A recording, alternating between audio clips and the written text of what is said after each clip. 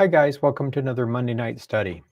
We're going through our prophecy studies and we're up to chapter 11 in Daniel, and hopefully we'll be able to go past Daniel into some other manuscripts. But let's review real quick and then we'll get started in Daniel chapter 11, because chapter 11 has really got quite a bit of stuff in it. We'll break it up into hopefully just two pieces.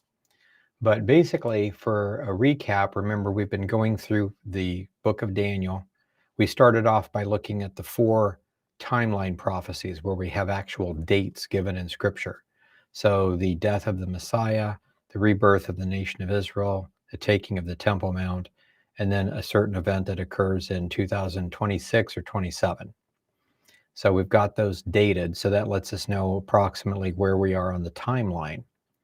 Then we went into Daniel, and in chapter 2 we have this image. And if you remember, the image had and you can see it on here, it's the head of gold, chest of arms of silver, belly and thighs of brass, legs of iron, and then feet and toes that are partially of iron and partially clay. And we went through chapter 2, actually looked through the book of Daniel in different places, and found that the head of gold represented the Babylonian Empire while it was ruling over Israel. And then it fell to the Medes and the Persians, which are the 2 arms of silver. And then that empire, the Medo-Persian Empire, fell to the Greek. And then the Greek Empire fell to the Romans. And the Roman Empire was supposed to be divided into 2 halves, an east and a west. And we saw that because when Rome finally divided and then Rome itself fell, what was left was the Holy Roman Empire in Europe and the Byzantine Empire in the Middle East. And we'll get into some very detailed history of those things. That brings us up to our time. At the end of that empire, when the Roman Empire ends, we see the feet and toes of clay. So presumably, everything in future we have to guess at.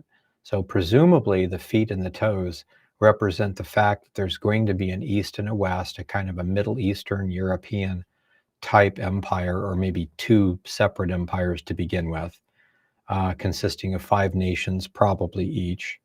And then somewhere along the line, these 10 toes, or are set 10 separate nations, 5 in one, 5 in the other, come together to form some alliance, and they don't work well together. They're too democratic. And so then the Antichrist comes along, is what we're told, and pulls them together. And in the days of those kings is when the millennial reign begins, which is the rock cut without hands striking the image of toes, which is when it actually comes. So then he goes in chapter 11, and we see a winged lion, which also represents Babylon, a Medo-Persian bear. The bear is lopsided. It's got one side higher than the other. It represents the Medes and the Persians. Then we have a leopard that has 4 heads. So that lets us know that the Grecian Empire starts off as one empire, but fragments into 4. And we talked a little bit about that. And then the nondescript beast, which represents the same as the iron legs. It's the Roman Empire, so the Roman eagle. And then on the head of the nondescript beast, the one that's different from the land animals, you have 10 horns. And then we give this prophecy of a little horn that comes in amongst them that destroys 3 of the 10, leaving 7. And he takes over the remaining ones and becomes the 8th ruler. We see a little bit of that in Revelation and other places too. So that's that chapter. When we got to chapter 8, we got more information, as we have a ram, which is the national symbol of Persia, was back then. But it said the ram's horn, one horn was higher than the other. So we've got a head of gold with a winged lion. You've got 2 arms. Never said one was different than the other, but 2 arms. And a bear with one side higher than the other, and a ram with one horn higher than the other. So these all represent the Medo-Persian Empire under Cyrus. So from Cyrus to Alexander the Great, which would be 537 BC to 323 BC. So then we have the Grecian Empire, which is the belly and thighs of brass, the four-headed leopard, and then we have a goat. Now the goat is the national symbol of Greece, or was back then under Alexander. And so this goat has a notable horn between its eyes. So it's a unigoat, like a unicorn goat. And so it represents Alexander the Great for taking the city-states together and actually forming a real empire out of them and coming and attacking. And he takes over the known world because he attacks and destroys the ram. And so we read about this stuff last week. And the horn is broken off, but in its place, 4 other horns come up. And that shows us that instead of Alexander the Great's son taking over the empire fragments into 4 pieces. And that is, we've got it down here in this particular one. It's Greece, Turkey, Syria, and Egypt, where it came out. So anciently, Greece was Macedonia. Turkey is called Asia Minor. And Syria was called the Seleucid Empire, went to the north of Israel. And then Egypt, that empire down there, was called the Ptolemaic Empire. So we're told then that this evil horn that actually takes the 10, which is in the time of when the Messiah brings the kingdom. So that's yet future. This little horn comes out of one of these horns. And so he comes out and he goes south and he goes west. So that puts him in the one of Syria. Not necessarily a Syrian, but in that area. In other words, he's not part of the Egyptian Empire, the Turkish Empire, the Greece Empire, or Roman, or something like that. He's centered north of Israel. And that's the area of Lebanon. Today we would call it Lebanon and Syria and a little bit of Iraq, a little bit of Turkey, that kind of thing. And there's some other manuscripts that let us know the king of the north is different. The one that attacks and is the Antichrist that we talk about is different than the king of the far north. So there's a difference there. The far north is Russia. So if it's not Russia and it's not Turkey, it's somewhere else. But it's north of Israel. So it's not the United States, it's not Saudi Arabia or anything like that. So that's as far as we've got. So we've got this empire outline, and it was important for the Lord through the book of Daniel to tell us that this Grecian empire, the belly and thighs of brass, becomes a 4-headed leopard, or 4 countries after Alexander. And one of these is where that little Antichrist figure comes from. Or maybe not comes from, but ends up being the king of the north. And this is the same little horn here that defeats 3 of the 10. And we'll get more information on that later. So we're getting with each one of these prophecies a little more detail. So now what we're going to do is go into chapter 11 and see a basic outline of these things. So this is from my book on the commentary of Daniel. Okay, here we go. And we're in chapter 11. You'll get most of these comments or little historical notes from any really good study Bible on Daniel chapter 11. So let's just go through this. The first probably 30 verses are what we want to look at. That gets us up to the time of the dispersion. And then next week, we'll look at the remainder of it, which is all about the time of the Antichrist. But it's really important, just like back here, that you realize the Antichrist in the end takes over 10 nations. These 10 nations are the same as the 10 toes. In the time of those kings, those toes is when the second coming of the Messiah occurs. So we know that's yet future. So that's why we're all looking for 10 nations of something. BRICS, or some sort of 10 nations in Europe, or 5 in Europe, 5 in Middle East, something. Some sort of a confederacy of 10 somethings, 10 groups, 10 nations, something like that. So we're told that there are 10 nations that exist when the second coming occurs.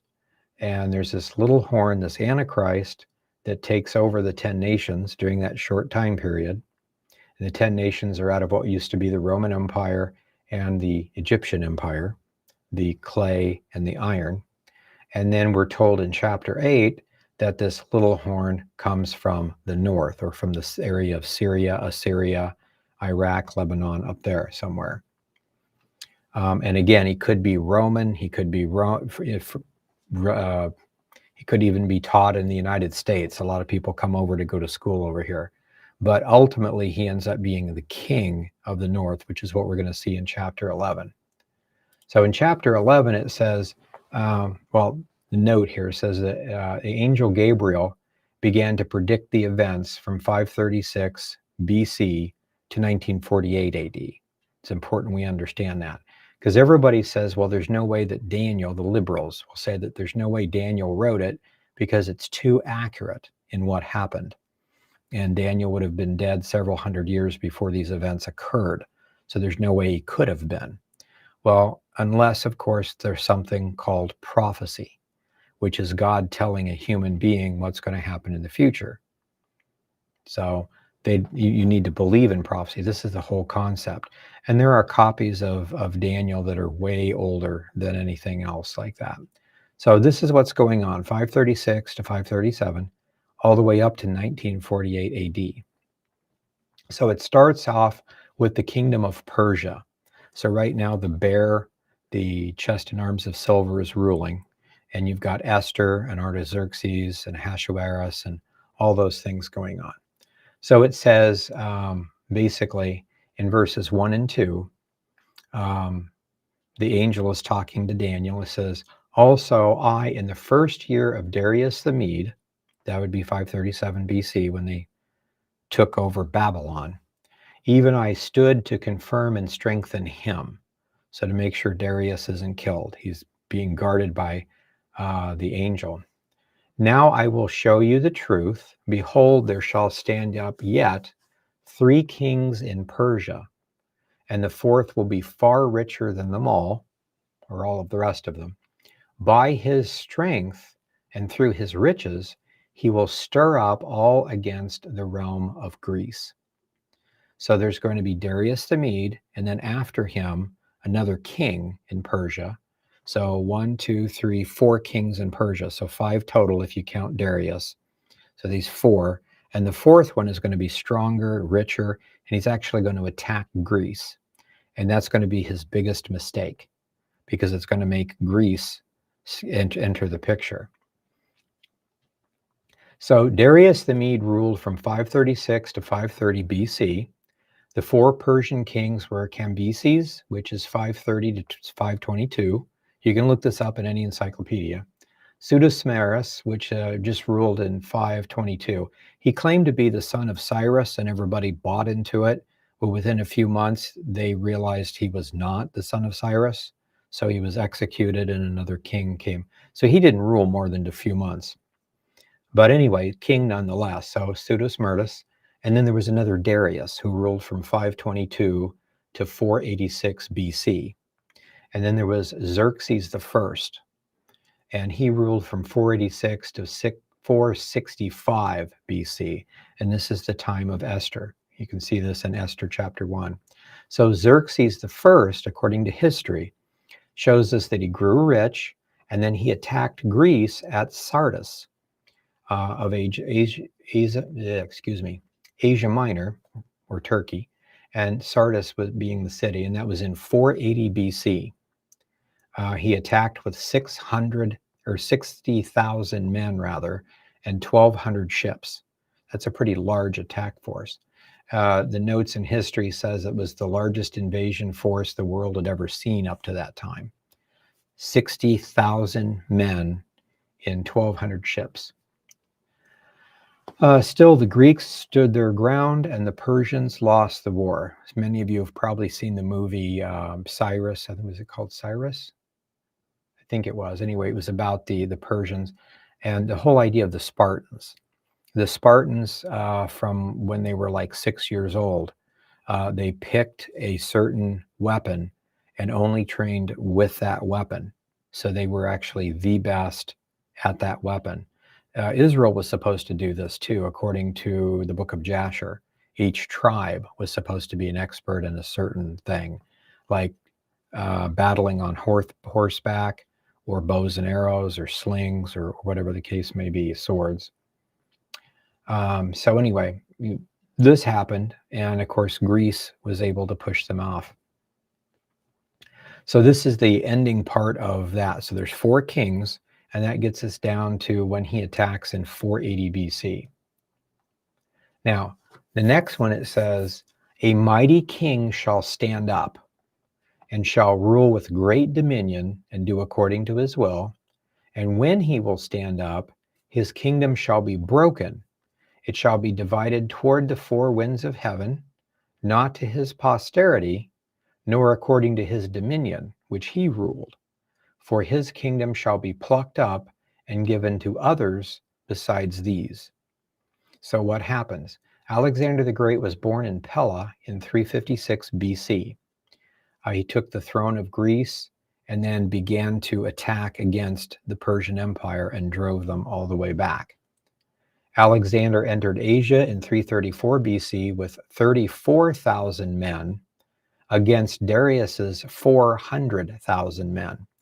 So this is interesting if you think about it. 34,000 men against 400,000. So me and 34 guys are going to attack your 400 guys. And of course, we're going to win. So it's the whole idea of being good at war, being good at strategy, and taking them out in little pieces. So, but even with a much smaller army, he controlled Syria. Alexander the Great died at the age of 33, only 3 years after gaining control of the entire known world. At the time of his death, 323 BC, none of his children took the throne, but instead Alexander's kingdom was split into the 4 parts. Each one of the ruling generals took an empire portion and created a smaller empire. So Seleucus Nicanor seized Syria. So that's why it became known as the Seleucid Empire after Seleucus Nicanor. And then Cassander governed Macedonia, which is Greece proper. Lysimachus, I think I'm pronouncing that correctly, occupied what was called then Thrace, or Turkey today, the Asia Minor. And Ptolemy took control of Egypt. And so that there was a 5th general, and this is really cool when it comes to prophecy. There was a 5th general, and there were plans divided up into 5 pieces. But the 5th general died right before Alexander died. I don't know if it was in the same battle or not, but then they decided to redraw the map. And according to prophecy, it came out exactly as prophesied. And this is why we look at things today and think, well, it's not quite right according to the prophecy. Well, at the right time, it will be. Very important that we look at that. So at this point, then, we're seeing basically this again. So there's this goat with Alexander the Great, the one horn. It's broken off, and then there's 4. So it's Greece, Turkey, Syria, and Egypt. The little horn comes out of one of these, and he comes out of one of them that can go and attack south and west, which probably puts it in Syria.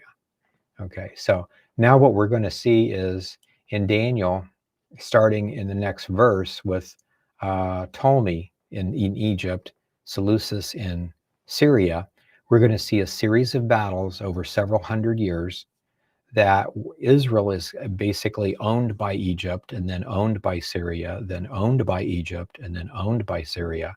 And if we pull in later, which we will, the prophecy of the gaps in the book of Enoch gives us the same information and the exact same number of what happens at that time. So there's all these extra biblical prophecies. If we pull them together right, they really do show you, not necessarily the dates. Rarely do they show the exact dates on any calendar.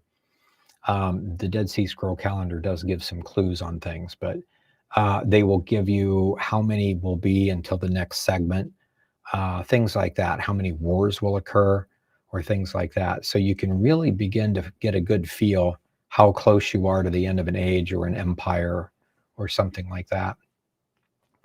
So Seleucus seized control of Syria. Okay, and so what's going on here? In verse 5, it says, the king of the south, it's the Ptolemaic in Egypt, Ptolemaic Empire, shall be strong, and one of his princes, he shall be strong above him and have dominion, and his dominion shall be a great dominion. So Seleucus Nicanor seized control of Syria. He tried to go past Israel and take control up there. It says that he was then deposed and he fled to Egypt, and he became a general or prince in the Ptolemaic army. Then he recaptured control of Syria. Seleucus then ruled Syria from 311 to 280 BC. It's exactly as prophesied in Daniel 11:5. Then there's this lady named Bernice. So Bernice marries Antiochus II. Bernice was the daughter of the Egyptian pharaoh Ptolemy II, who married Antiochus II to form an alliance between Syria and Egypt.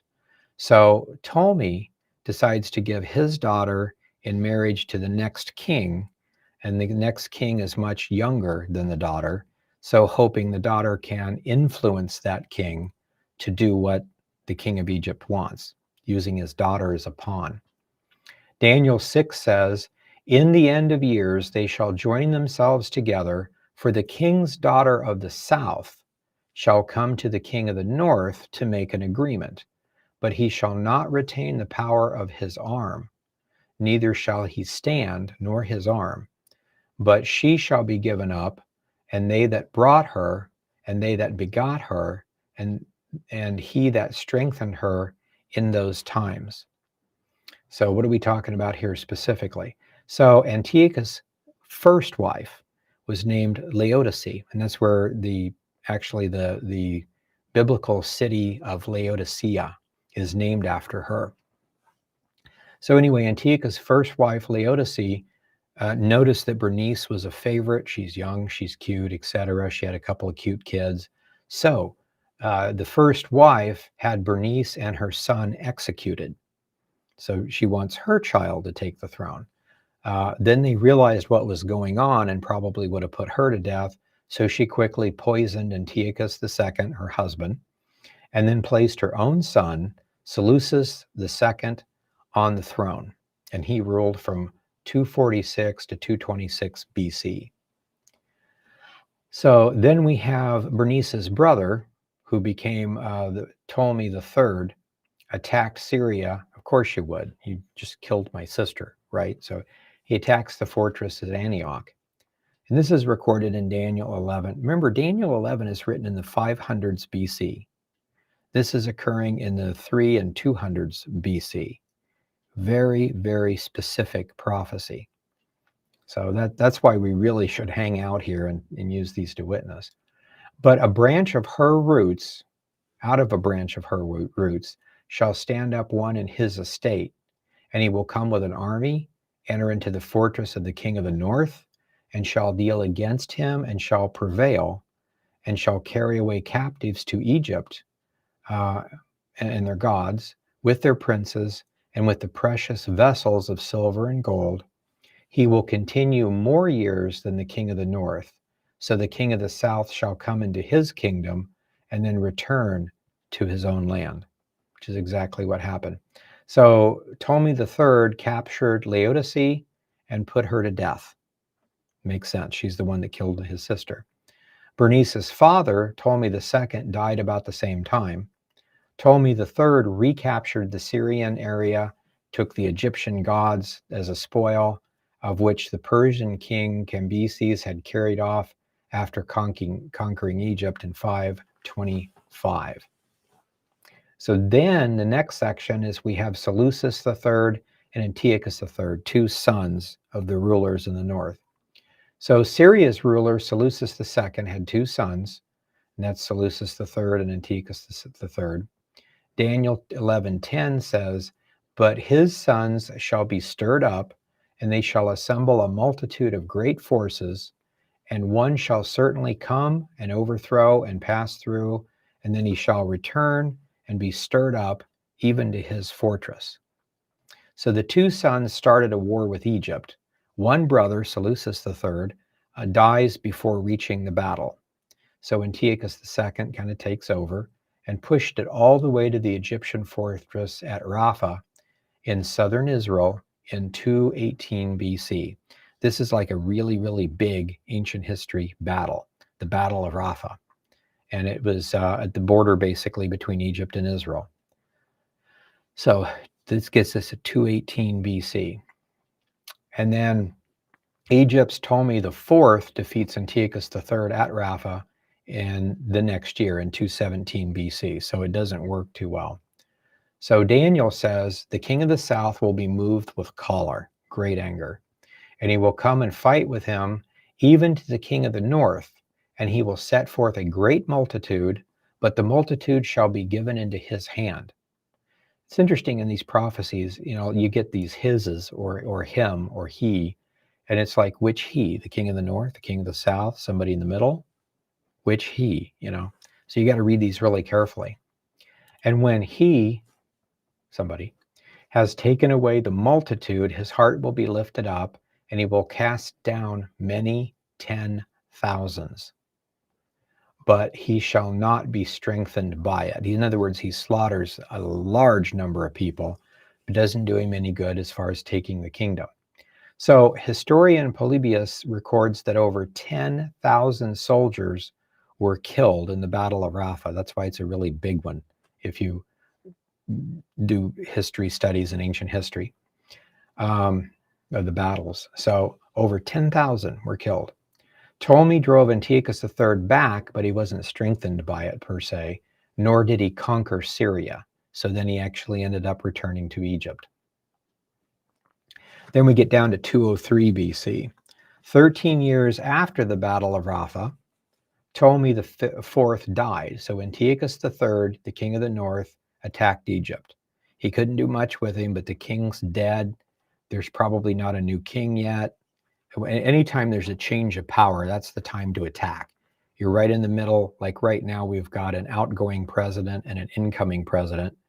If the outgoing president is sick or senile or something like that, the incoming president can't do anything for 2 months. There's this little window of opportunity. If you're going to attack, that's the time to attack. And that's what happens here. King of the north and attacks Egypt. So Daniel says, and this is Daniel 11, 13 to 15, it says, the king of the north shall return and shall set forth a great multitude, greater than the former, and shall certainly come after certain years, 13 years later, with a great army and much riches. And in those times there will be many that stand up against the king of the south, and also the robbers of thy people shall exalt themselves to establish the vision, but they shall fall. Apparently there's a false prophet in there somewhere that tells them to rise up and attack, and it's pointless. You always got these guys, lots of guys on TV. He's prophet so-and-so, and he's going to tell you to stand up and do this or vote this way or don't vote there or do something. And if we just read the prophecies, we know where we're going. We know approximately who's going to win, who's going to lose. You get some idiot standing up claiming to be a prophet and telling you to do something the Bible says at this point in time you don't do. So it's really, really important that we follow the scriptures and not so much false prophets. Remember, Ezekiel 14 says, the punishment of the prophet and those that inquire of a false prophet shall be one and the same. And that's not fair unless it's very easy to tell if a guy's a false prophet or not. And we do that by comparing scripture, but you've got to have basically scripture memorized. And I don't mean word perfect, but I mean chapter by chapter, the details. And if someone gets a new theory, go check it out, see if it's possible, and be careful with what you're doing. Remember the prophecy in Exodus 12 said the Israelites went out on 430 years to the day of the prophecy. So they were able to mark their calendars and know exactly what year they go out. Would be on a Passover some year, a certain year, and they had it. But there was a group of people, according to Jasher, a small group of people that used the wrong calendar. And they said, okay, today's the day, and they just went out on their own. Most of them were killed. So again, when it's time to move, God will move us. It'll be obvious, and there won't be anybody standing in our way. So we got to be careful not to jump the gun, take things into our own hands, but follow these. So at that time, there was some false prophet that arose and misled the Jewish people to establish his vision by supporting the wrong king, which is Antiochus. The many included Philip of Macedon, who entered into agreement to divide Egypt between himself and Antiochus. But the Ptolemaic general Scopas pushed back the rebellion, crushed it. Having lost the battle in the south, Antiochus turned back to the north and captured the port city of Zidon, which is being attacked by Israel right now.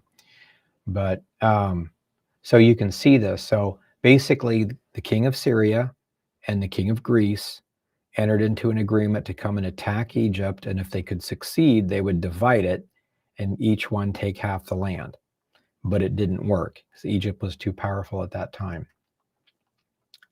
So then Antiochus ends up controlling Israel, but not Egypt. Okay. So Antiochus was in full control of Israel, the glorious land, by 197 BC.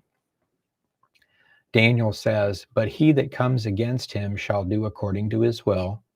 None shall stand before him, and he will stand in the glorious land, by which his hand shall be consumed." So the next thing that happens in 194 BC, Antiochus gave Cleopatra I to Ptolemy V. It's the same kind of a deal again. We're going to give my daughter, she's going to influence you, etc. So when Antiochus learned that Egypt had made an alliance with Rome, this is where Rome begins to get into the picture. He dare not attack Egypt because that would be attacking Rome, and there's just no way you'd survive that. Not Egypt and Rome and maybe other people. So he didn't dare do that, but he tried to gain control of Egypt by giving his daughter, Cleopatra, to this then 7-year-old Ptolemy V in marriage. Almost more like a mother figure. She could tell him, that's the idea anyway, hopefully, she could tell him what to do, and he could control that country through his daughter, marriage. We know the history to that too. Cleopatra loved Egypt so much, she didn't betray it. So again, it didn't work. Daniel says, "He will set his face to enter the strength of his whole kingdom, and upright runs with him. Thus shall he do. And he shall give him the daughter of women, corrupting her, but she shall not stand on his side, neither before him." So again, my dad, the ruler of Egypt, ruler of Syria, gives me in marriage to this guy. So she says, I'm done with that stuff. These people are decent, at least that particular group was. She falls in love with the people of Egypt, as it says. And she basically says, no, she's going to be a queen in the proper kingdom. So yeah, Cleopatra, however, did what was right with Egypt and didn't listen to her father. So 190, this gets really interesting. So this is when Roman consul defeats Antiochus. There's a skirmish between Rome and Syria. This is when it all starts. So Antiochus attacked the coastlands with 300 ships. But Roman consul, and we have all the names in history, Lucius Cornelius Scipio, Asiaticus. I don't know if I'm saying those right or not, but I know I got them spelled right. Anyway, defeated him at Magnesia, and this is the Battle of Magnesia, in Asia Minor in 190 BC. Daniel says about this, "After this he shall turn his face to the isles and shall take many. But a prince for his own behalf shall cause the reproach offered by him to cease. Without his own reproach, he shall cause it to turn upon him. And then he shall turn his face toward the fort of his own land. He shall stumble and fall and not be found." Okay, so what happens? He's turned back from this. He loses the battle. And Antiochus died in 187 BC while trying to plunder the temple of Baal in Elymais. So again, all these guys try to plunder temples because there's probably lots of gold in temples. So he dies. So when he dies, of course, his son takes the throne. So then from 187 to 175 BC, we have Seleucus IV, son of Antiochus the Great, who just died. He gave orders to his finance minister to have the Jerusalem temple, the glory of the kingdom, plundered. Okay. It says in Daniel, he shall stand up in his estate a raiser of taxes in the glory of the kingdom, but within a few days he shall be destroyed, neither in anger nor in battle. So what happened? Heliodorus, another historian, says his finance minister quickly formed a conspiracy, and within a few days, Seleucus IV was poisoned. So not in battle, not in anger, he just dies. So, and then we get 175 to 164. This is the Antiochus Epiphanes everybody thinks about, and the Maccabean group, and Hanukkah. This is a celebration of this particular battle. So if you can read Maccabees, 1st and 2nd Maccabees, around Hanukkah time, you get a really good picture of this. And pay attention to the dates in those things. They're kind of important. But Antiochus Epiphanes was most vile. He continually persecuted the Jews until the revolt of the Maccabees. So this is what Daniel says. In his estate shall stand up a vile person, to whom they shall not give the honor of the kingdom, but he shall come in peaceably and obtain the kingdom by flatteries. He's a good picture of the Antichrist. So what he's doing here is probably something very similar that the Antichrist will do. So we need to study this in great detail. And with the arms of a flood, they shall be overflown from before him and shall be broken. And also the prince of the covenant. That's probably the high priest of Jerusalem, the prince of the covenant. After a league was made with him, he shall work deceitfully. And when he shall come up, he shall come strong with a small people. He shall enter peaceably, even to the fattest places of the province. And he shall do what his fathers have not done, nor his fathers' fathers. He shall scatter among them the prey and the spoil and the riches. Yea, he shall forecast his devices against the strongholds, even for a time. So he's probably the most successful in capturing Israel and forcing things. He will stir up in his power and in his courage against the king of the south with a great army. You capture Israel, you go ahead and go down south.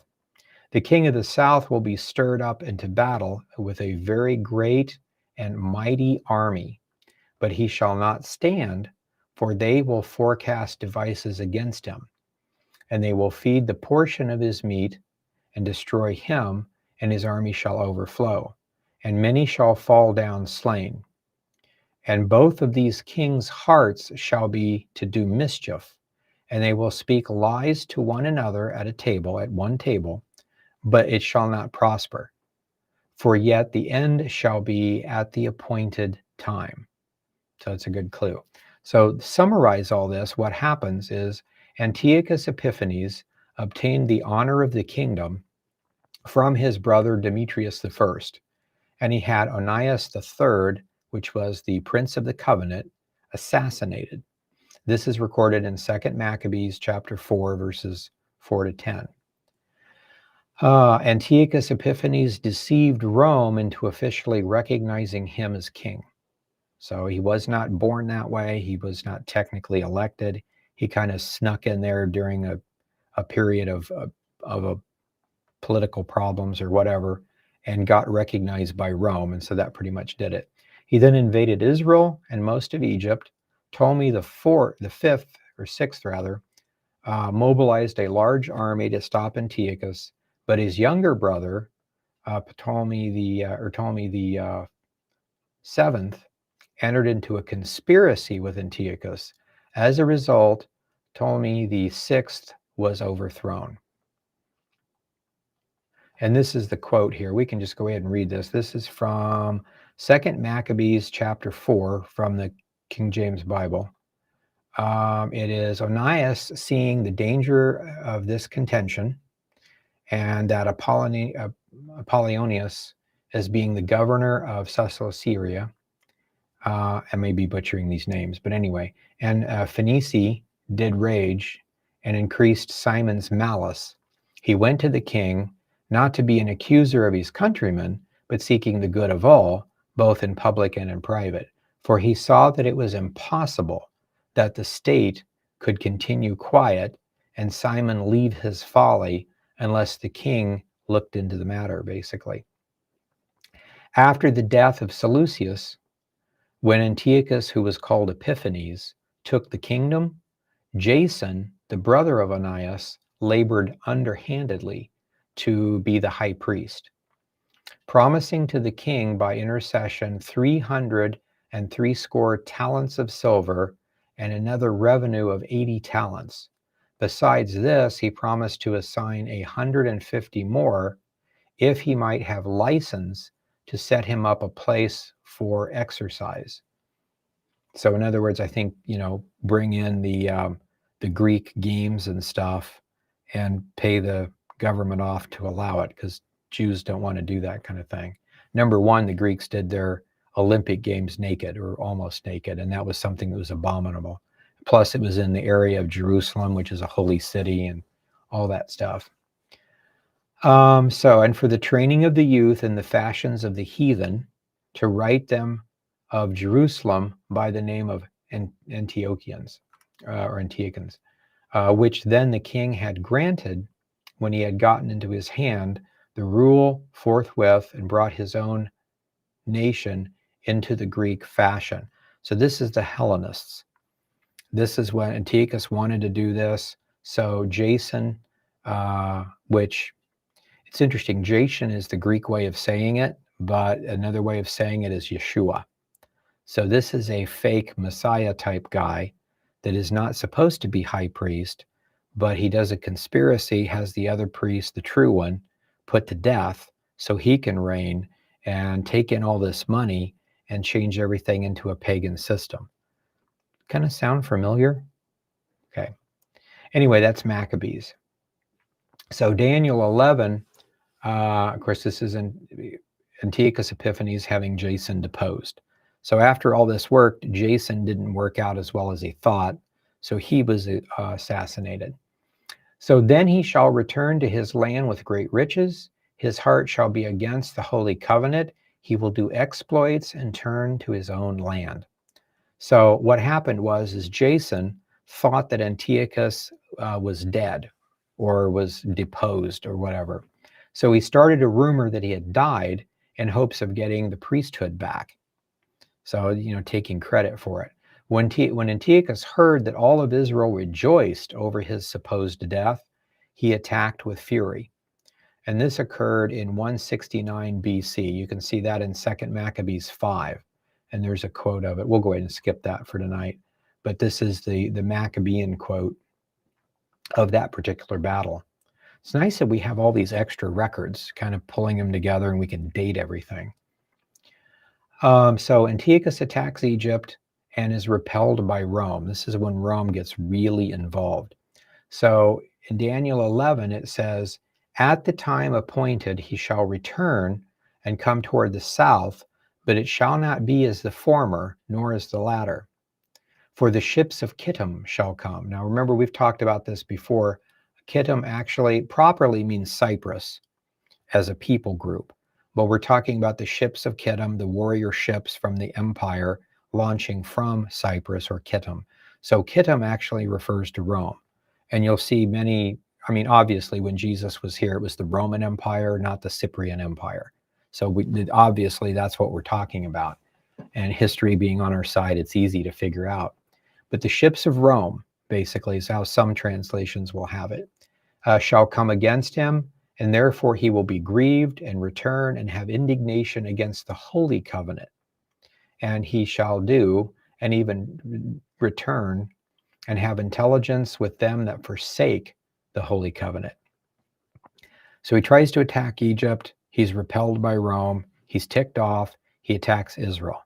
Certain people in Israel, the Sadducee group, decides to hand the people over as long as they can remain in power. The bad liberal people of the government, just opening the border, letting people in, anything to kind of keep power to themselves.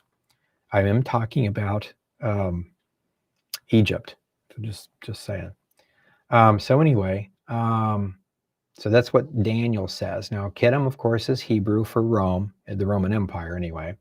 And you can see this in Jasher, Josephus, and the Septuagint. Roman vessels under the command of Pompilius Leonus drove Antiochus back. So that's all historically verified. So now Antiochus is going to typify the Antichrist. Make sure I'm not running out of time. I'm doing good. Let's see here. So Daniel 11:31 says, and arms shall stand on his part, and they shall pollute the sanctuary of strength, and shall take away the daily sacrifice, and they shall place an abomination that makes desolate. Now, this is what Antiochus did. This is what the Antichrist will also do. We know this is not just Antiochus, because Jesus in Matthew says, when you see the abomination of desolation spoken of by Daniel the prophet standing in the holy place, run. So Jesus is 165 plus 30, almost 200 years after Antiochus has died. So Jesus is not referring to something 200 years ago if he's saying, when you in the future see this, you run. So it's definitely a dual fulfillment prophecy. So this is what happens then. Antiochus even sacrificed a pig on the altar in God's holy temple. For 3 years, or maybe 3.5 years, just pay attention to the numbers, he controlled Jerusalem. Then Judas Maccabees had a rebellion that drove the forces out of Jerusalem and out of Israel. This event is still commemorated today as the festival of Hanukkah. So that's why it's interesting to look at those things. Hanukkah is not a festival dedicated by the Lord, so it may or may not, probably does not have any prophetic overtones to it as far as future prophecies, like Yom Kippur does and those things. But it's still interesting history. And there is a possibility that it may have something to do with that. So it's just good to know history, just to see patterns, because patterns repeat. Let's see here. So Daniel prophesies, okay, we just said that. Antiochus' 3-year occupation, and then he was driven out of Israel. So this is Daniel 11:32. We're getting close to the end for our study tonight. And those that do wickedly against the covenant shall he corrupt by flatteries, but the people that know their God will be strong and do exploits. So news of the Israelite rebellion crushed the empire. So in other words, Israel's not that big. So if Israel can run them out and crush the army that was there at the time, everybody else said, well, if little Israel can do it, we're bigger than them. We could do it too. And so everybody just decided, we're going to do this, not even together, but all of a sudden little Israel stomps on your toe and you could come back and squish him easy. But this guy, this guy, this guy, this guy, this guy, all decide, if Israel can do it, we can do it. And they all just attack. And that's too much for any empire. So he was crushed. So he died a natural death in 164 BC at the city of Tabe. Then the Maccabees ruled in peace from 164 BC to 64 BC, when Roman general Pompey conquered Jerusalem. He rode into Jerusalem and said, this is now Roman territory. So let's look at this. We're getting down to the Roman part here, and I want us to stop with Rome, but I want us to see this. There's not much in here about Rome. It was mainly the Greek Empire. And the main reason for looking at this that I want you to see is that there's a king of the north, which is in Syria, or the Seleucid Empire. There's a king of the south that we would call Egypt, but it's the old Egyptian Ptolemaic Empire. So it could be like Egypt and Libya and Sudan.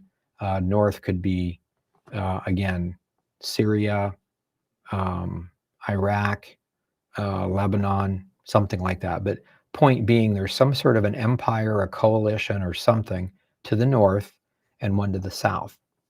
And this is going to switch, and we're going to see the Antichrist being the king of the north, which again goes along with this. So if this Antichrist is here in the time of the 10 kings, They come out of the Roman Empire.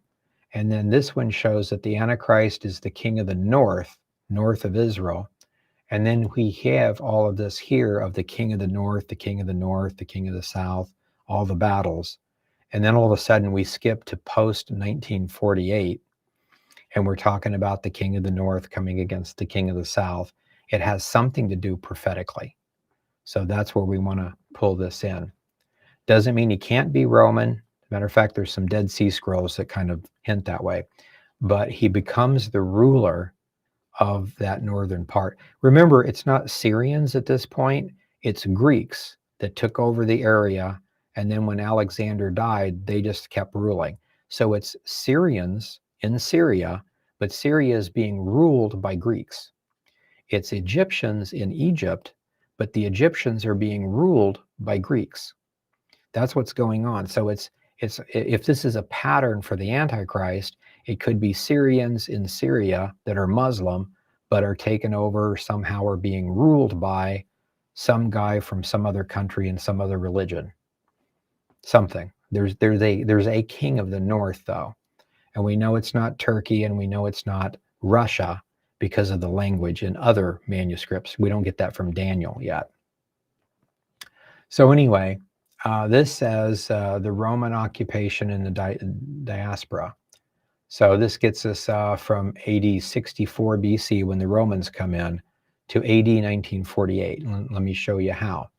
Verse 33 says, and they shall understand among the people, they that understand among the people shall instruct many. Yet they shall fall, the people of Israel fall, by the sword. There's some sort of civil war or war with the Romans or something. And by flame, okay, that's the destruction of the temple. It's being burned. And by captivity and spoil many days. So there's this war, the destruction of the temple in 70 AD, and then a captivity or an expulsion. The nation actually ceases to exist, which we see that back in Daniel 9. And that happens for many days, not permanently. So sometime in the future, they come back. So we had the destruction of the temple in 70 AD. We had the Bar Kokhba rebellion in like 130 to 135. They actually had an independent Jewish state for 3 years. There's that 3 years again. Anyway, 3.5 years. And what's going on during this time is just Rome is occupied with too many other wars to mess with it. Once they're done, after a few years, they come in, wipe out Antiochus, and that's where you get the Cave of Horrors in the Dead Sea Scrolls, or in the Dead Sea area, in Qumran rather.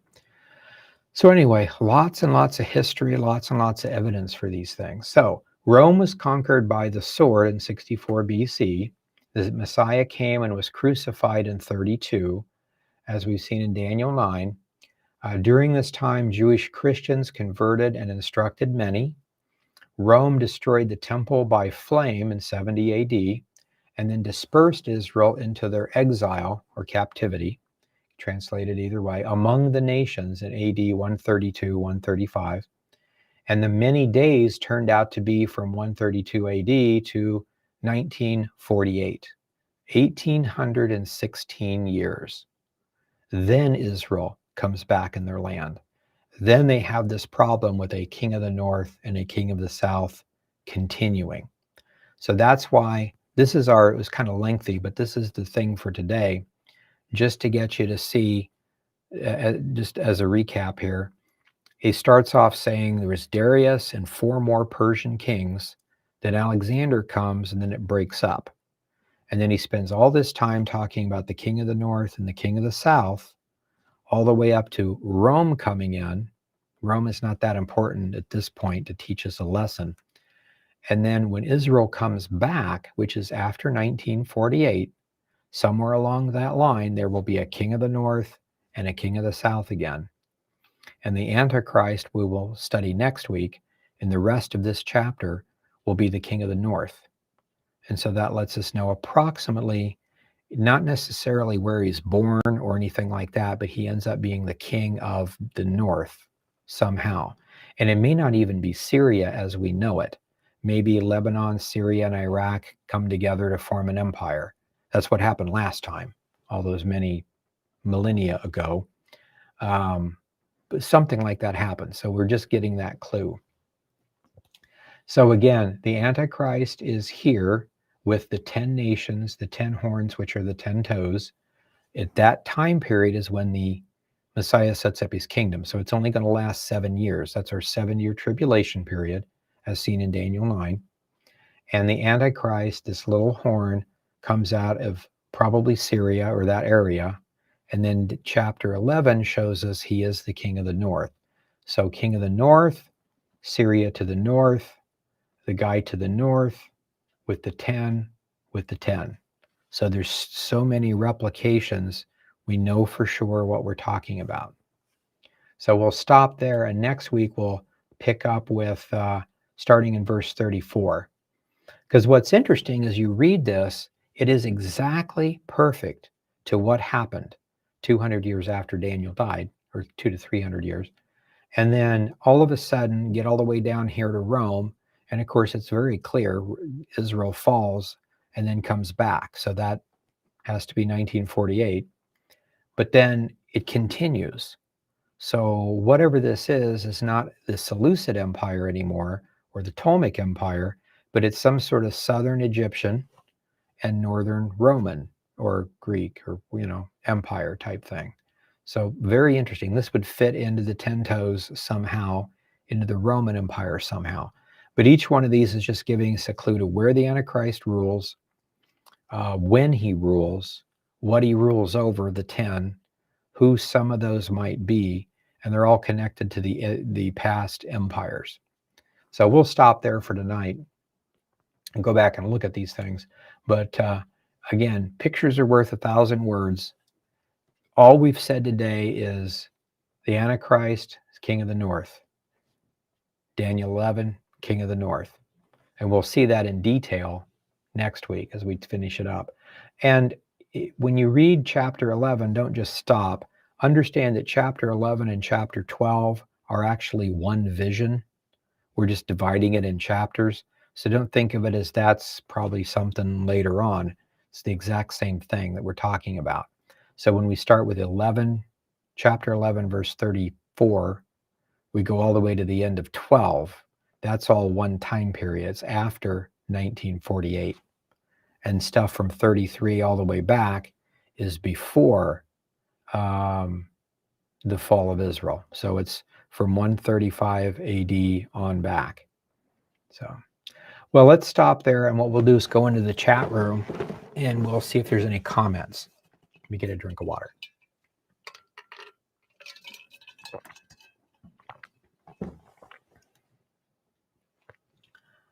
Okay, let's see here. Let me switch to this here.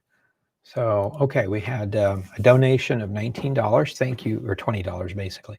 Thank you very much for the donations. Again, we thank you for donating and helping, buying the books and helping support us that way and being in the chat room. George gifted 5 memberships, Level Angel. Thank you again. A lot of people will appreciate that. And then one person became a member, probably one of those. So that's cool. Question: Where were the scribes and Sadducees? Were the scribes Sadducees or a group of their own? They were a group of their own. Basically, the way it worked was you had the Sadducees who didn't really believe God was interested in anything. We didn't have life after death. When you die, you're just dead. So nothing really matters except having a nice life here. The Pharisees believed the Torah, so they believed in life after death and punishment and hell and that kind of stuff. But they didn't like the history.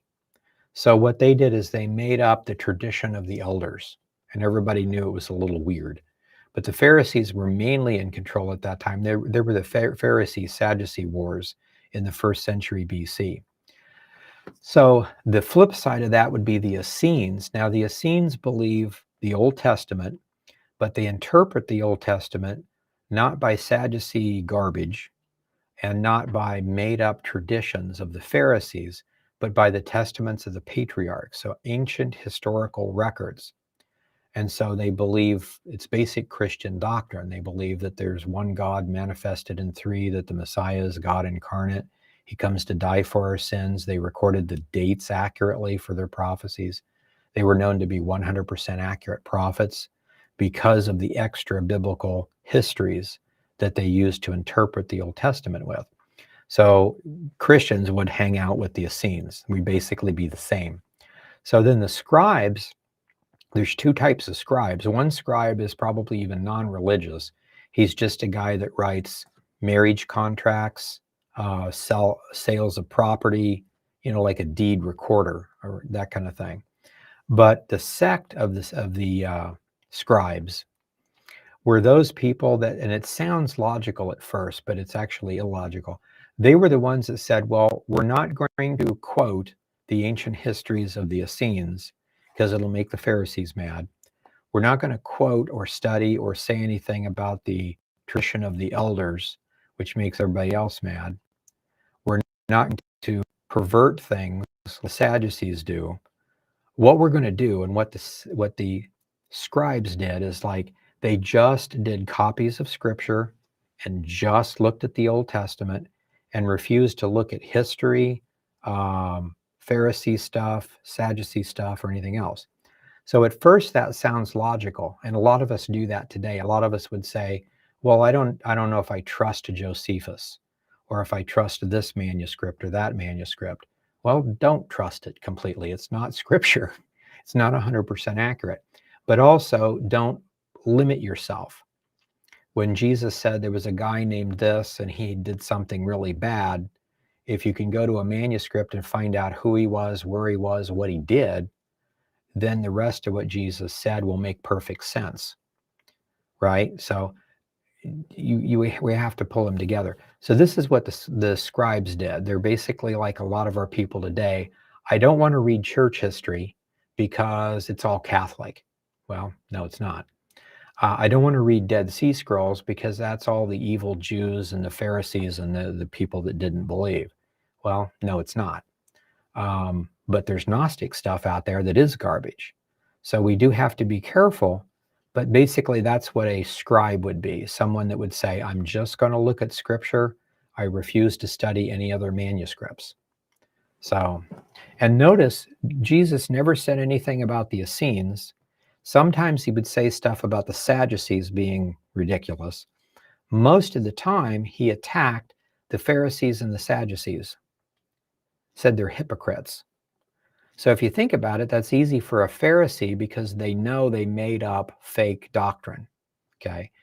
But the scribes are hypocrites in Jesus' eyes because you could very easily pick up the history book, read it alongside scripture, and know exactly what scripture means. It's not hard if you believe the history book. But no, I'm not going to read any history or study anything extra biblical. Okay, then take wild guesses at what you think it means. And that's basically what the scribes did. Sometimes they would agree with the Pharisees, sometimes they wouldn't. So really interesting political thing back there at that time. Please don't forget to hit the like button. Yes, it'll help us grow. We're 85,000 followers, I think, or not subscribers. So yeah, definitely. That way you'll know when we're doing stuff. We almost always do something on a Monday night, except when there's like a holiday or I'm sick or whatever. We will be going to the Prophecy Watchers Conference. So we probably will have something the Monday before, but we probably will not have something on the Monday back because we may not even be back on Monday. Probably will, but don't know for sure. So that's in December. So the first weekend of December. So we'll probably have, well, however that goes, but as we get closer to it, we'll find out for sure. Super chat, $10. Thank you very much for the donation. I'm intrigued by the Genesis 6 conspiracy studies with Tim Alberino and L.A. Marzulli and others. However, how could the Nephilim have survived the flood in order to reproduce with women? Can you advise? Well, there's a lot of people that think they did, and others that think they didn't, and other people that think there was a second incursion, more angels came down. None of that is recorded anywhere. So that doesn't mean it didn't happen, but there's no record that it did. And so I always take the historian view rather than the scientific one. Like L.A. Marzulli is always doing the DNA tests, and praise God for that. I'm just looking at the manuscripts. So the manuscript history, and that's what we want to do probably next year when we get through with this series, because we did a series on pre-flood Nephilim from the Book of Enoch and other things. And that is an interesting question. We do have a lot of historical documents that tell us the rest of the story. And so we will go through all those and have a post-flood Nephilim study, probably sometime next year. But basically, to summarize what all those manuscripts say is that something of the Nephilim survived the flood. Okay, that's what some of the Dead Sea Scrolls talk about. And that could be their technology, it could be DNA samples, it could be some of them, that kind of thing. But other scrolls seem to indicate that they were all wiped out as far as the Nephilim themselves. So it's the technology that made it through. And we have records of the science of the Nephilim, which is how you do the genetic experiments, that were picked up by Canaan. And he quietly did the experiments. And the next thing you know, we have giants in the land of Canaan. So they're not Nephilim like angels breeding with people. Their genetic abnormalities are from someone doing some sort of crossbreeding or genetic tampering just among humans. So they're much inferior, or were much inferior to the pre-flood Nephilim, according to the text. Now that sounds like science fiction, but what's interesting, and if you go back and you look at the Enoch series we did earlier this year, we took a couple of weeks and looked at what's called the Book of Giants. So the Book of Giants is a Dead Sea Scroll, and it doesn't tell you or repeat those stories. It's simply a list of how you do the genetic tampering. And it's very specific. It doesn't have enough detail that you could go out and do it yourself, but it shows you how easily it could be done if you had the right herbs and you knew the right combinations. But it's basically the idea of doing genetic manipulation. If it was made up in the Middle Ages, we'd have something like have the brains of a whatever and two candles on the table and jump up and down and say these magic words and it would happen. And we'd all know that that's just bull. Nothing happens like that.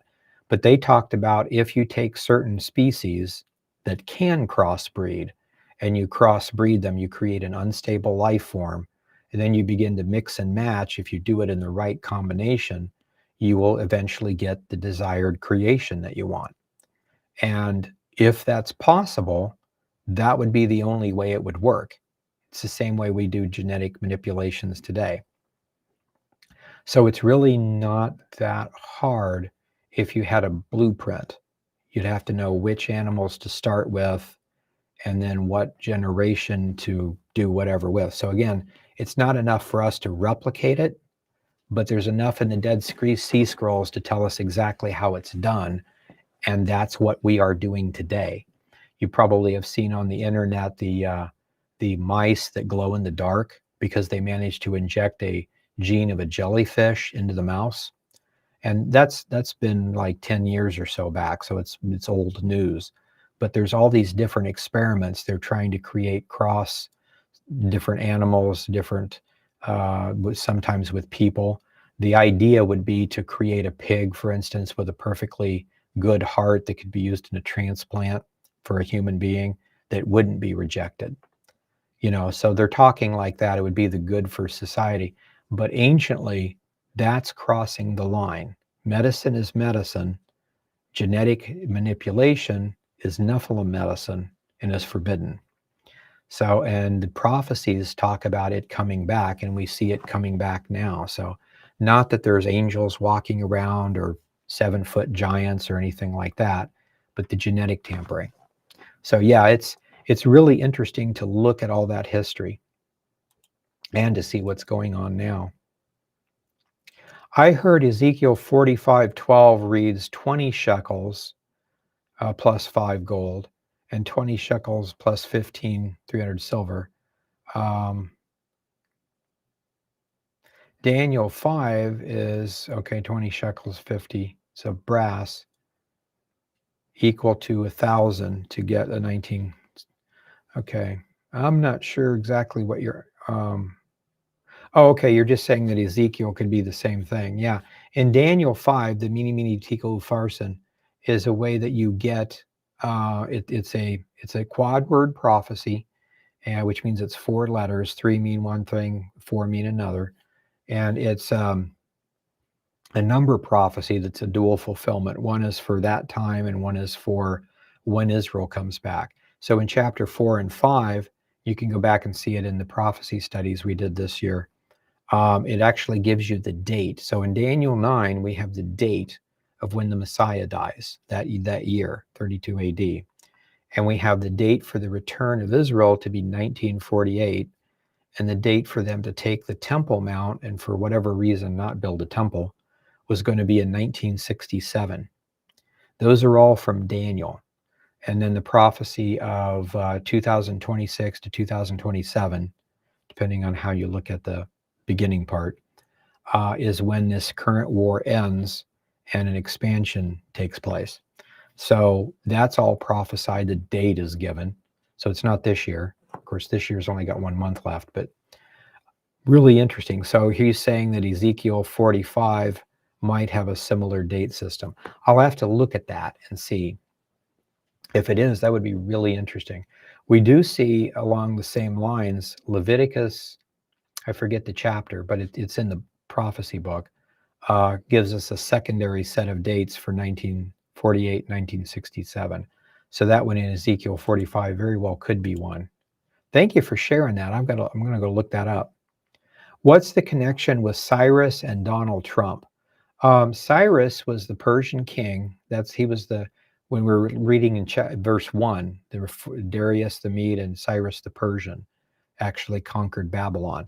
So Cyrus gave the decree for the Jews to go back home and to rebuild their temple. And so they're connecting Donald Trump with Cyrus because we have said for 20 or 30 years that we will recognize Jerusalem as the capital of Israel and move our embassy there. But we never did because everybody says if you do that, it's going to start a war. Arabs won't like that. And so we just never did. Well, Trump came on board and said it's a law. It's already been a done deal. Everybody's just, put it off for 30 some years. We're not going to do that. We recognize Israel as the Jerusalem as the capital of Israel. And so they're kind of putting those together like Cyrus. Finally, it's your capital, it's your Temple Mount. Whatever you want to do is what you want to do. So do it. And he's not going to help them necessarily, but he's not going to tell them you can't do that. Muslims will be mad. Totally different kind of president, much like Ronald Reagan. So in Trump's first term, he basically said, the land is yours. If you want to dig, dig. And that's how we got Cave 12, more manuscripts. So, and now we're, under the Biden administration, we're back to the standard status quo of you might have to give that land away someday, to the Palestinians. So don't go around digging or anything. Just leave it alone.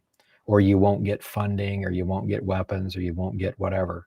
So they're kind of, the politics stop that stuff. And it's all in the Lord's timing. So, I'm excited that we've got at least 4 years now of a president that's going to say, it's your land. If you can dig it something up and show people and make money out of it, go for it, which is a good businessman practice. Don't worry about other people. If the other guys want to make money, partner with them. If they want to destroy and kill people, wipe them out. That's just what we always do. That's what a war is. That was World War I, that was World War II, and on down. So anyway, so that's the connection between Donald Trump and Cyrus, is they're just kind of putting the two together. The Israeli, somebody in there that makes the coins, the commemorative coins, made one several years back. I have a coin that's got Donald Trump on it and Cyrus, And they made one, we were talking about it in our network earlier today. They made another one for 24, connecting them together. And it was also connecting one of the Dead Sea Scrolls, because the caption around the coin was the sons of light versus the sons of darkness. So the war, there's a Dead Sea Scroll that talks about the war between that. So it's, hinting that Netanyahu and Trump are the sons of light, or some of the sons of light, fighting against the sons of darkness. Anciently, that was Essenes versus Sadducees and Pharisees. So you and I, if we're believers, are sons of light, and we need to preach the gospel. So very, very important. So the whole Bernice thing took place while the 70 or 72 Hebrew scholars began translating the Old Testament into Greek. Yeah, probably about the same time period. Isn't that interesting? And then they probably have a lot of that stuff, or had a lot of that stuff, down in Alexandria in the great library that was burned. Be interesting to know why it was burned and if some of that stuff survived somewhere else. Do you see a connection between Daniel 12, 2 and 3 and the parable of the 10 virgins?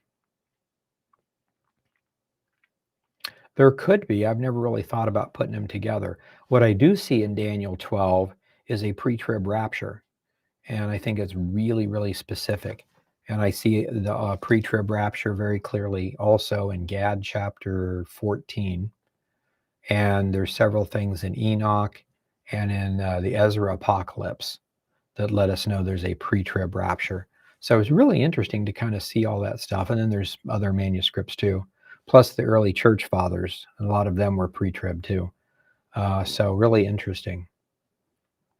But that could be interesting. I still not exactly sure about the parable of the 10 virgins. People talk about it being, like the Christian, the rapture, millennial reign, Jews, things like that. It probably is all of the above, representing just in general, whichever prophecy or thing we're talking about, people that believe and people that don't. I still go into a lot of churches and they just, they're not anti-me or anti-prophecy or anything, but they just don't care. And it's really important that we do the moral stuff, the scripture says, and study the history to get a good feel of how God wants things done. But it's equally important to study prophecy. You don't want to not do any of those. And there's whole churches that refuse to study prophecy. So really pretty interesting. So I don't know for sure. It'd be a good thing to look into. There are prophecies where the peoples of Israel are compared to iron, brass, dross, that cannot be silver. I've checked, or I haven't checked, if there are any ones regarding clay, stages of degradation in Israel. Yeah, that could be. Yeah, that would be interesting to look at, just to see if there's more symbols for iron, brass, silver, and the aluminum part of the clay. One of the things that's interesting is that there's one of the Psalms, I forget the number, but one of the Psalms talks about the Lord giving us shoes of iron and brass. And in that case, it's not talking about the empires, but iron and brass at somewhere along the line developed into an idiom, and it means protection.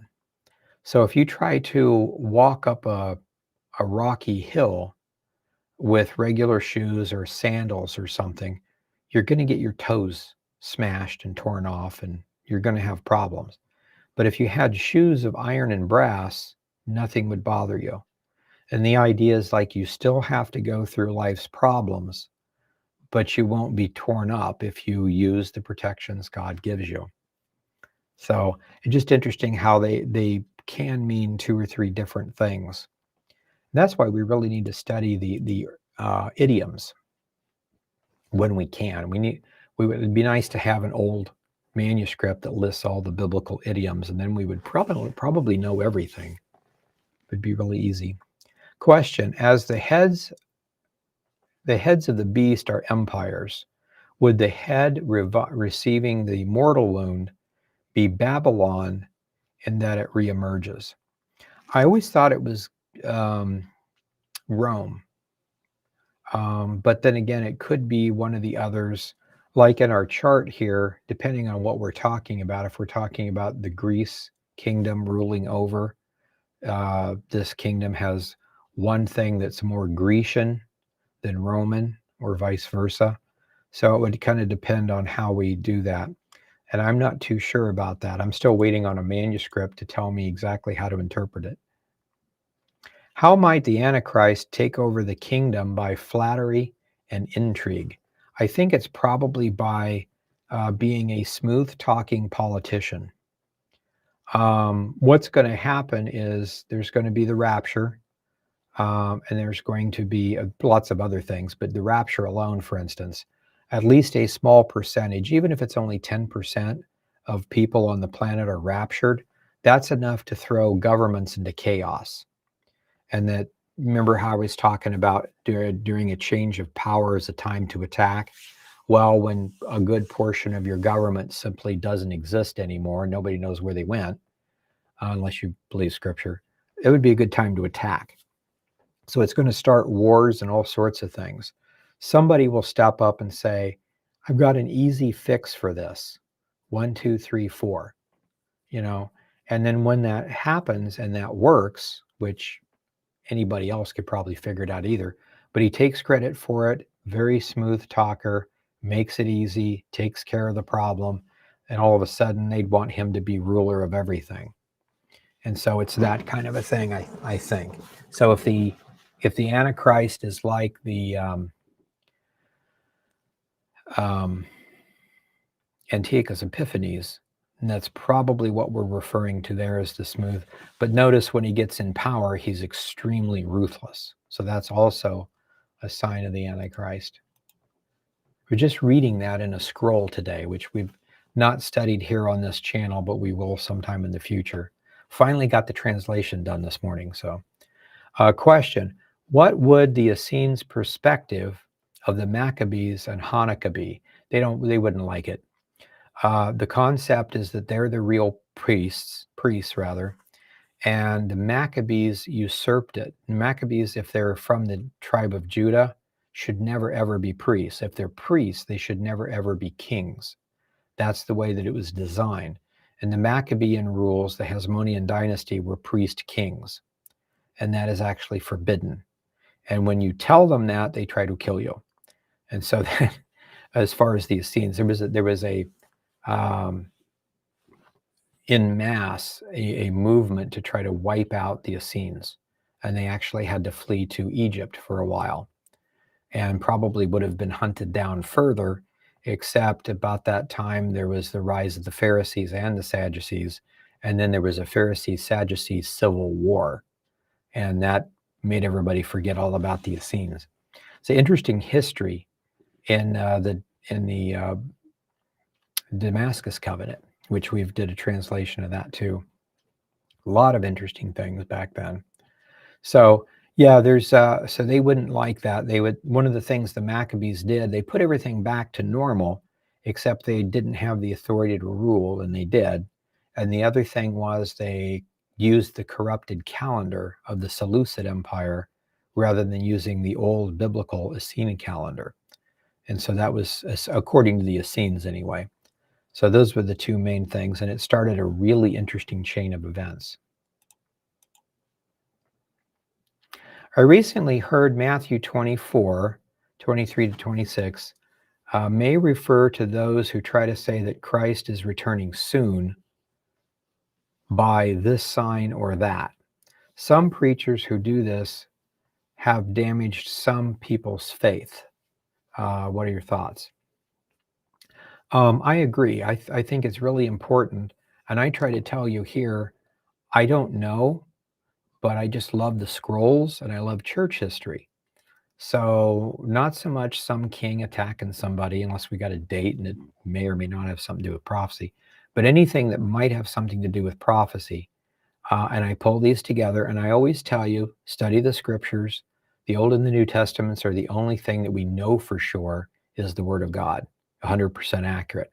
These others may be accurate, but may have been tampered with, maybe fake, maybe just retranslated way too many times. So you don't know for sure. So we're trying to pull these together. So we're studying Daniel now. Hopefully we'll get to the Ezra Apocalypse and some of these other manuscripts like the one I did this morning, which will give us different insights. And if they're correct, it'll actually change how we view some of these prophecies. Much like if we didn't have Daniel 7 right here or Daniel 8 right here, we would have lost a lot of information. So as far as some of the clues on the Antichrist. So same thing. But when we get preachers, especially people that say, well, the Lord told me to tell you something, at least say, I believe the Lord told me to tell you something. Because maybe he did, maybe he didn't. But that's taking the Lord's name in vain if he didn't.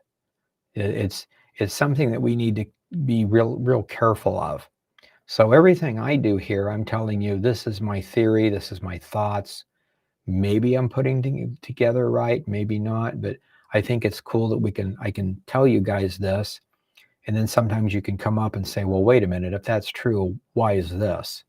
I don't know, and then I go back and study. So we're all trying to figure this out, and this is a fantastic platform for us to get information out, scrolls out, for us to generate some income, and then also to get feedback from you guys. If several thousand of us are studying this stuff, this is pretty simple, unless you haven't went through it before. But some of the other stuff, we really need to kind of more minds on it to pull it together. Yeah, but we've got to be very careful not to damage the faith. Every time somebody says the rapture's next Tuesday and it doesn't happen, we're laughed at.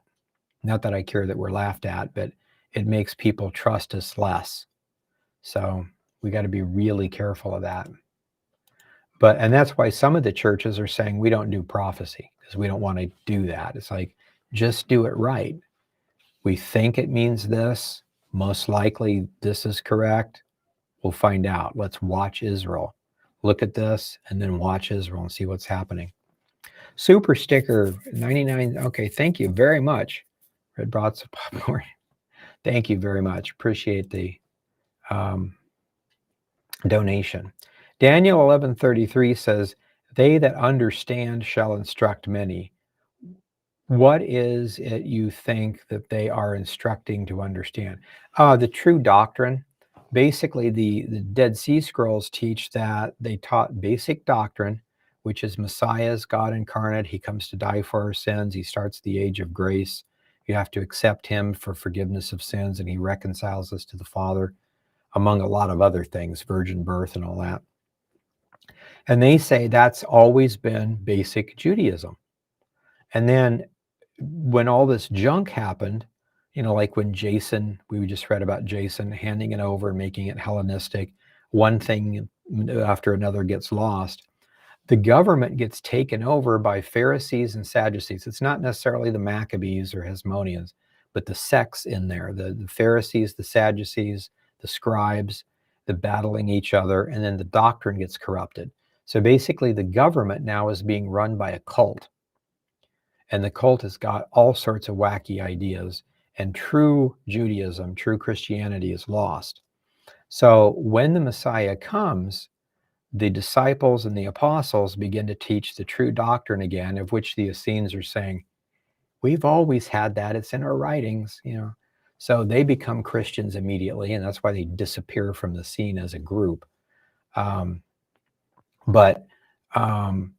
the instructing of many. And many people become Christian, and some of them refuse to.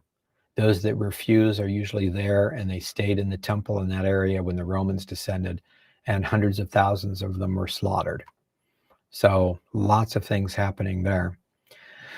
And that's important for us to know. Go back and read Japheth and Eusebius as far as like what happened with the temple, what were the details. It's an amazing thing to study.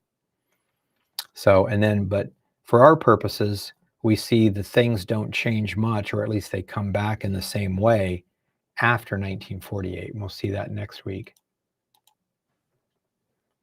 So do we know if the Antichrist will be involved with building the third temple? I don't know for sure. All I know is that he sits in the temple in the middle of the tribulation period and stops this animal sacrifices. So that much we know, and claims to be Messiah, you know. Should Christians support the building of a third temple? It's prophesied to occur. So whether you support it or not, it's still going to happen, you know, and it's not even that the Lord wants it to happen per se.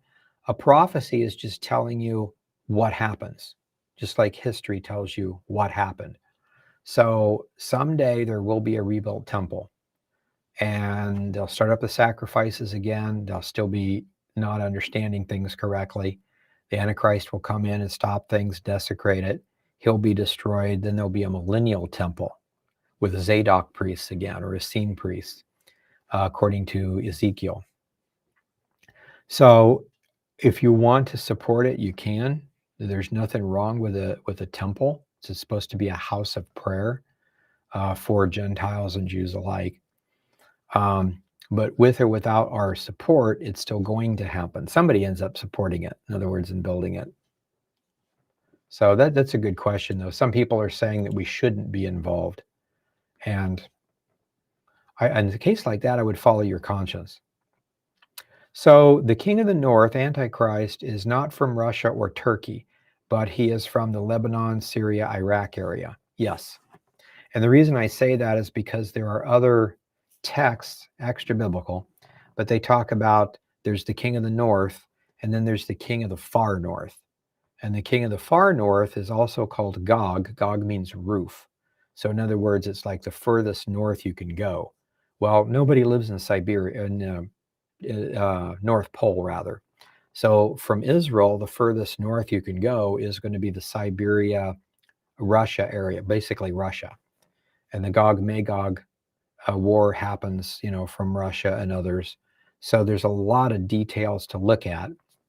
There's another manuscript that talks about Turkey specifically not being part of the 10 nations, and they're not Babylon either.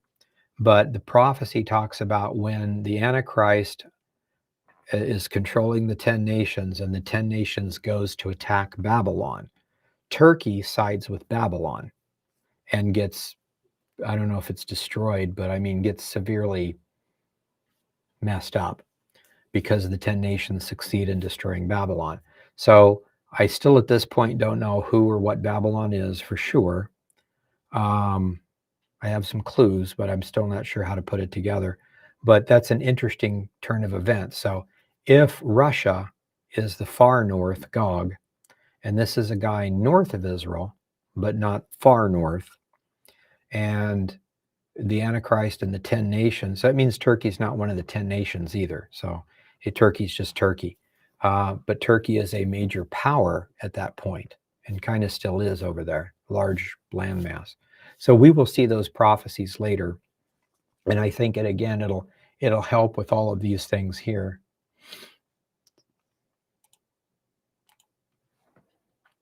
Super chat, $10. Thank you very much. I appreciate that. Super sticker, $50. Thank you very much for the donation. Okay. I love those little things that they have in there. I don't know how they generate them, but okay. Question. I've heard that it taught that there are 7 dimensions of heaven. I recall Paul recorded his being caught up to the 3rd heaven where the New Jerusalem resides. The 7th heaven is the Father's throne. Is that true? Yeah, there is one of the, I don't think which one that is. One of the testaments of the patriarchs talks about the 7 heavens. I don't know that it lists each one and what they are or anything. I think it is also mentioned in Enoch, maybe? The Gregorii are in the 4th heaven or something like that. It's been a while.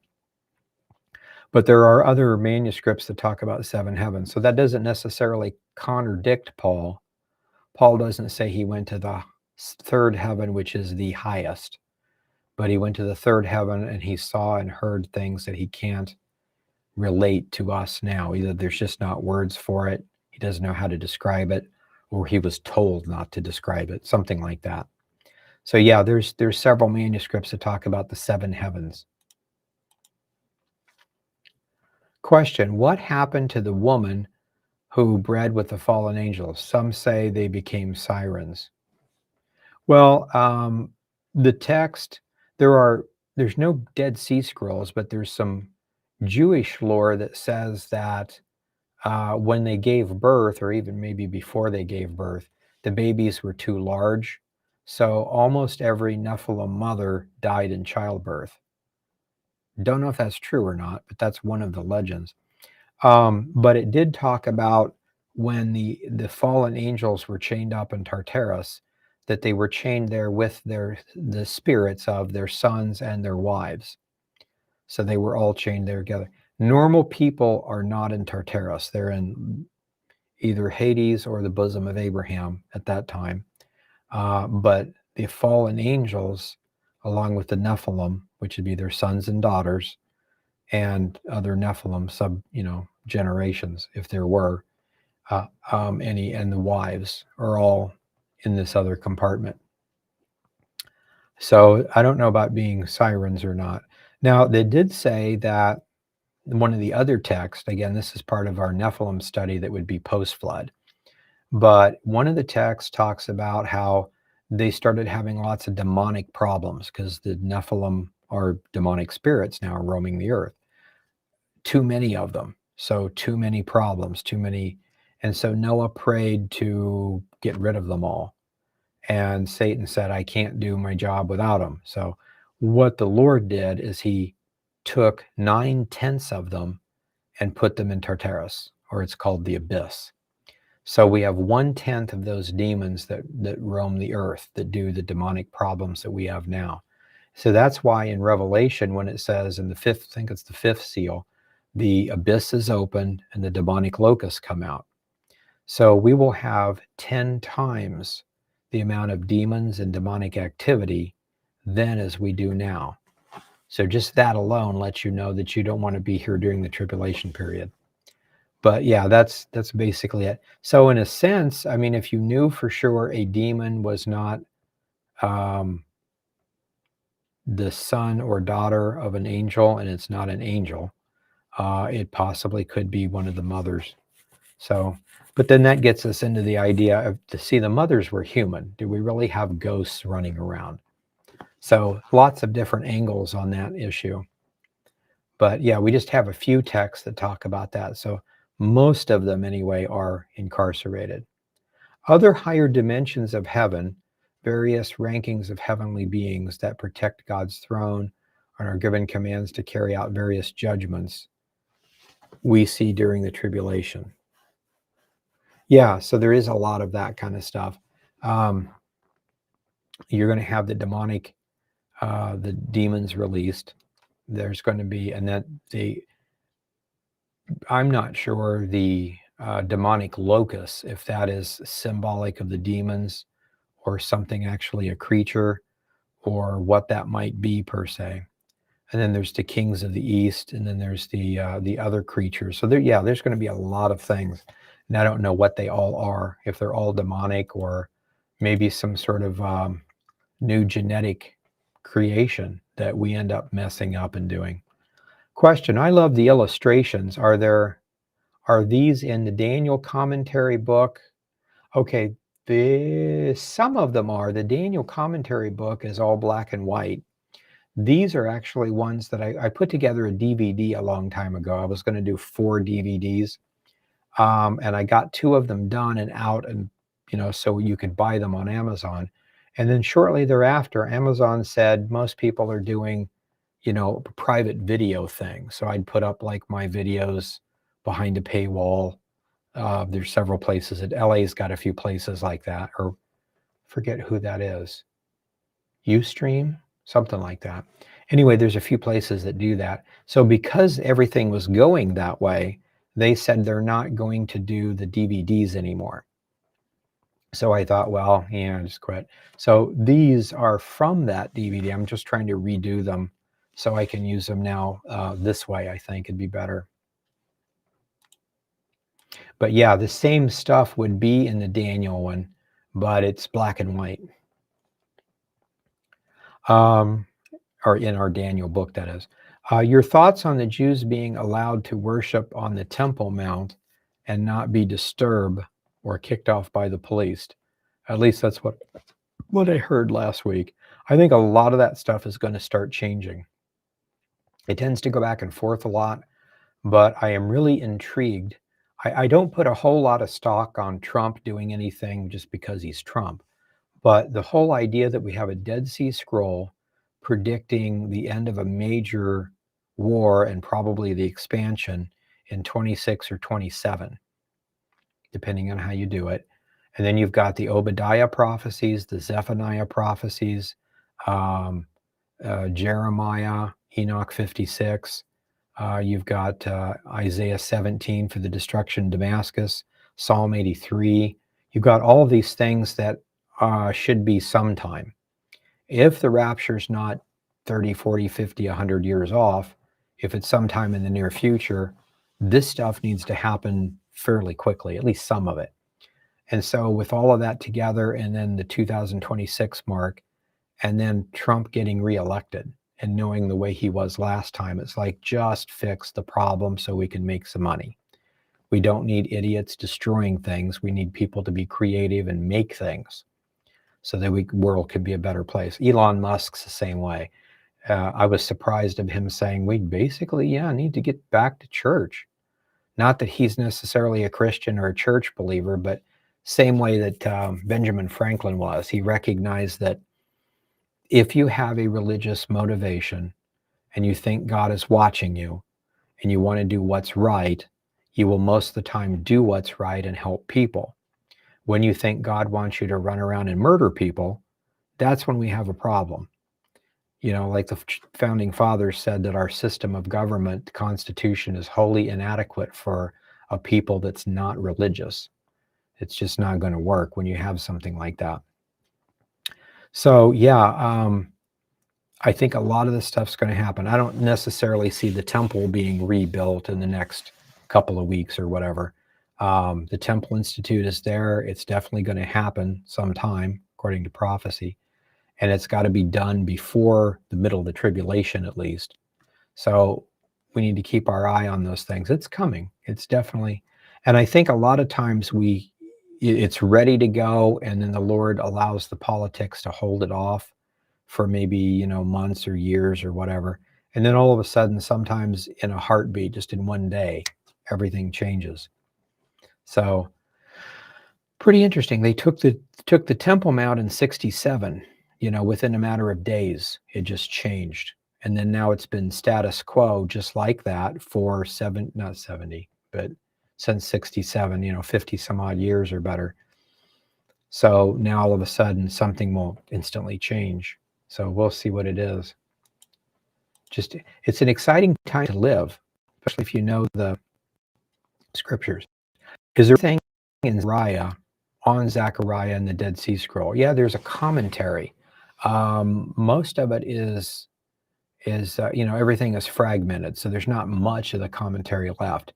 But there is a commentary on, I think, almost all of the minor prophets, and there's several commentaries on Daniel, Isaiah, pieces of Jeremiah and Ezekiel.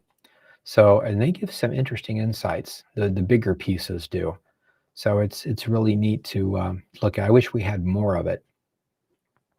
Yeah, out of the minor prophets, there's a handful of really neat ideas, like just within a couple of sentences.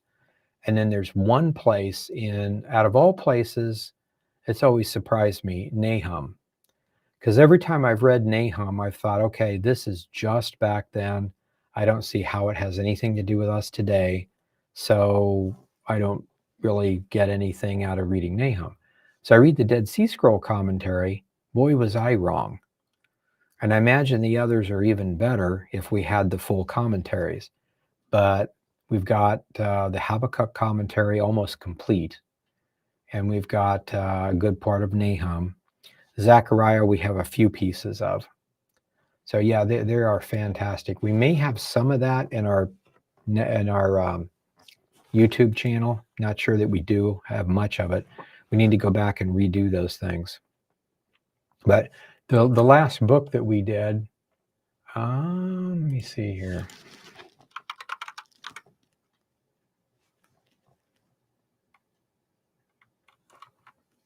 See if that'll, okay. No, not that one, this one.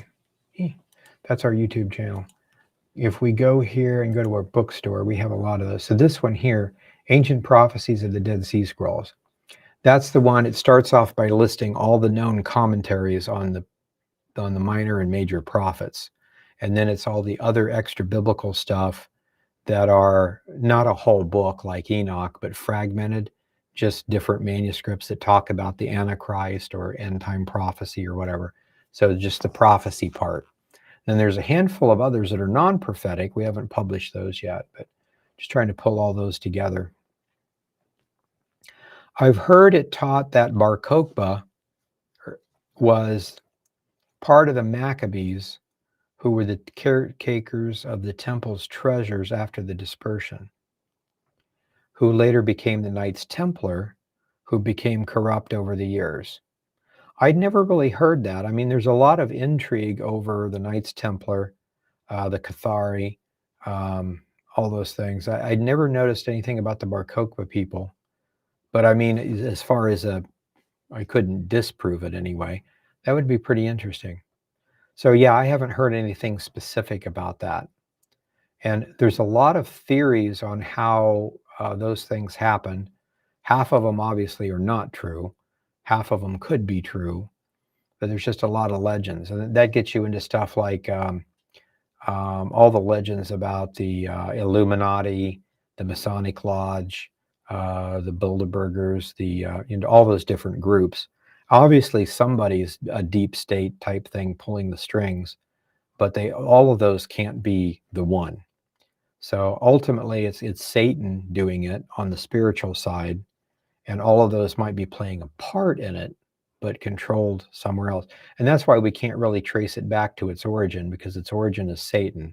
So it's not a human group that, a specific human group that's in control of everything. So it's not the Pope doing everything wrong, or again, the Jews or the Masons or the whatever, but they all play a part in that kind of stuff. So yeah, I hadn't really heard that. Okay, so we'll go ahead and stop there for tonight. Thank you, and we'll be back next week, and we'll finish up chapter 11 of Daniel, and we'll see what happens. So God bless you guys, and we will see